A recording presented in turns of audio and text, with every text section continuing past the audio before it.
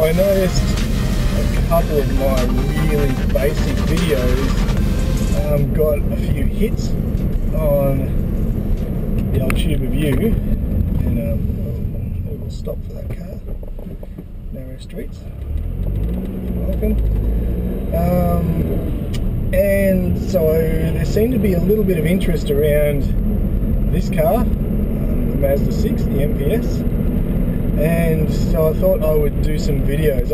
I look obviously fairly extensively at YouTube and forums and stuff about this car because I own it, and while the forums are very, very heavy with content and ideas and opinions and help guides and troubleshooting stuff, which is great, there doesn't seem to be all that much on YouTube. There doesn't seem to be a lot of videos out there, or Vimeo or anything like that, to help with your mods and with just how the car runs and all that sort of stuff. And so I thought I would start a bit of a channel dedicated, well, not a channel, but some posts, I guess, dedicated to this car.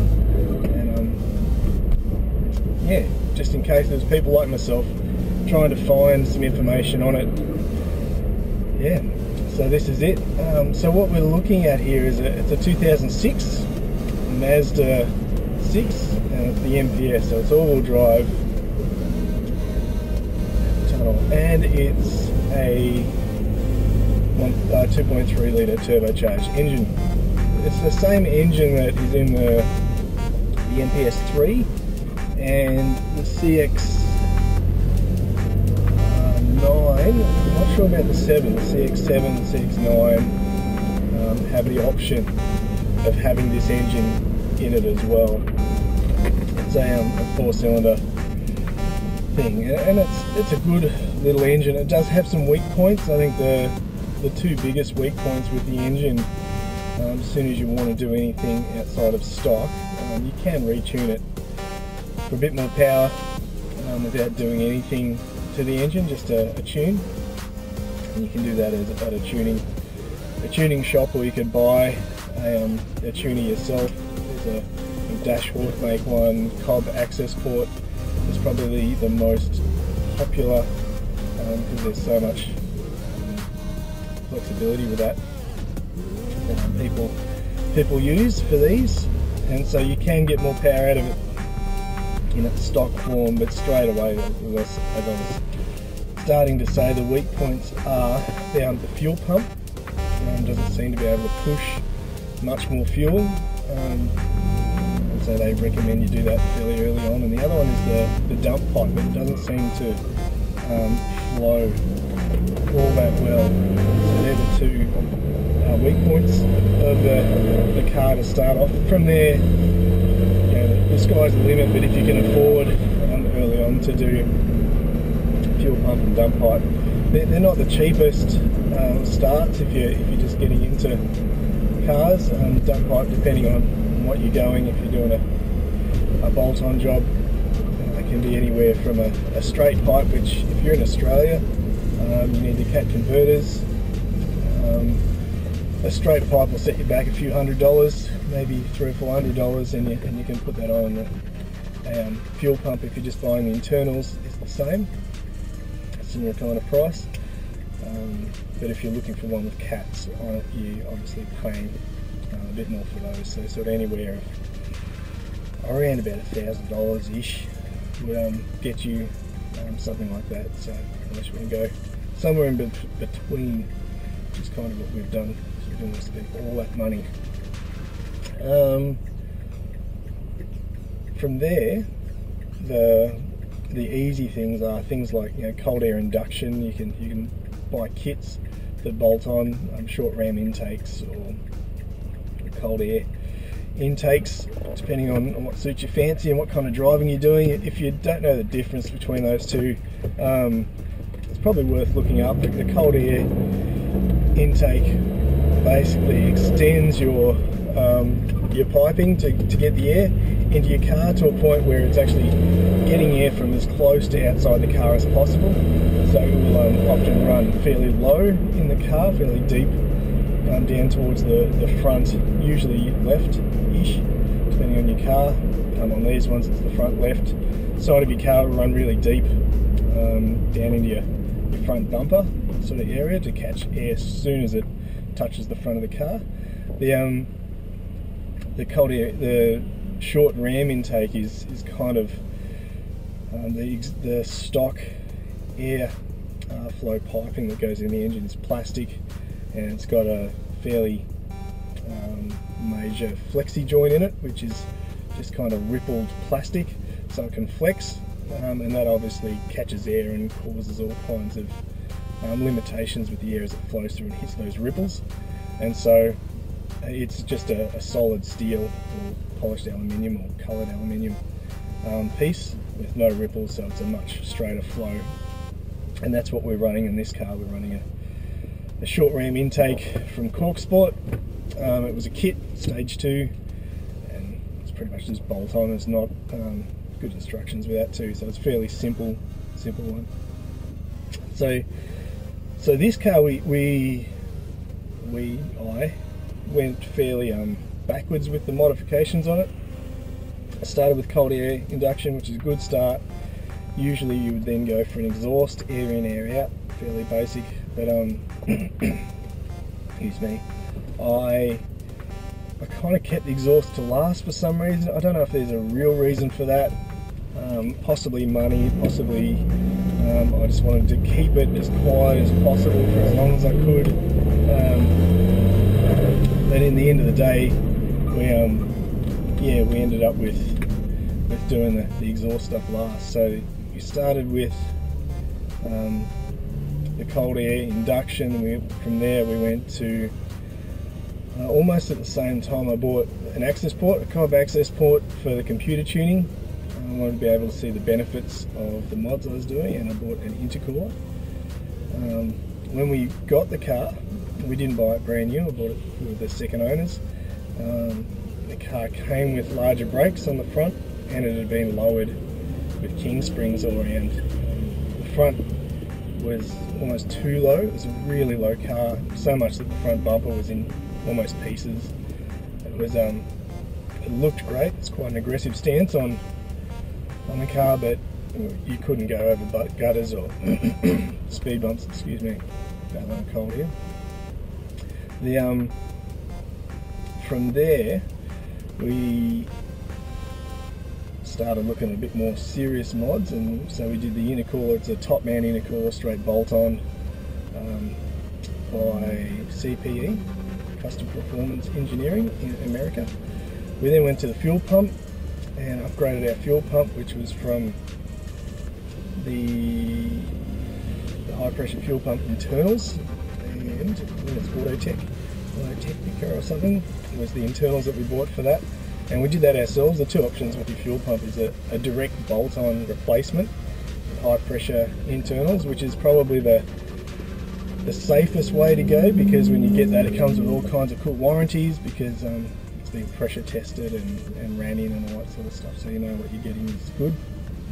Usually you have to stand back your stock fuel pump as well as a replacement, so they can do their thing, but that's kind of the safest way. But you do pay almost double the price for that service, and you get a little bit back with your sending back your stock pump, but it's still double the price. At the end of the day, you're paying for warranty and labour and that kind of stuff. And I haven't found anywhere, if you are in Australia, I haven't found anywhere in Australia that will do it. I haven't looked that hard, so I'm not saying they're not out there. But I'm just saying that when I was doing it, the price seemed too steep for what I was trying to do. I've got kids, got a family, not made of money. I want to be able to do stuff on a budget when I can. So I opted for my own installation, and there is a video of that. Not the greatest video in the world, but there is a video of that installation that I'll put in the links for this if you want to see that take place. I also put in, just for fun, I had lying around an Apexi RSM meter. These things are a lot of fun and basically just cool to look at. And and so I installed that. That's also a video because I couldn't find an installation on one of these cars, and it's actually been tucked away in where you keep your cigarette lighter, your power plug, and your little ashtray down underneath your head unit in this car, and it's a great fit. I had to do some cutting away, and obviously to replace, if I was ever to take it out, I would just have to either buy or go to Wreckers and find the actual ashtray holding piece, which is just a screw on to your middle console, center console part, which isn't a big deal,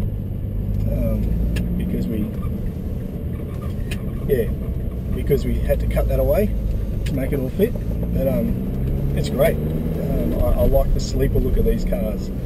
I like that you can't really tell unless you totally know what you're looking for. They just look like a really well looked after, maintained, a little bit more aggressive Mazda 6. And so this one is fantastic because it's got, when you look at the inside, all you see is that there is a boost gauge. That's the only telltale sign that anything's different on this. Outside of that, I mean, it's got leather pack and it's got a couple of things like that, sunroof, so it's a nice one, but from a Sport 6, it's not all that much different on the interior.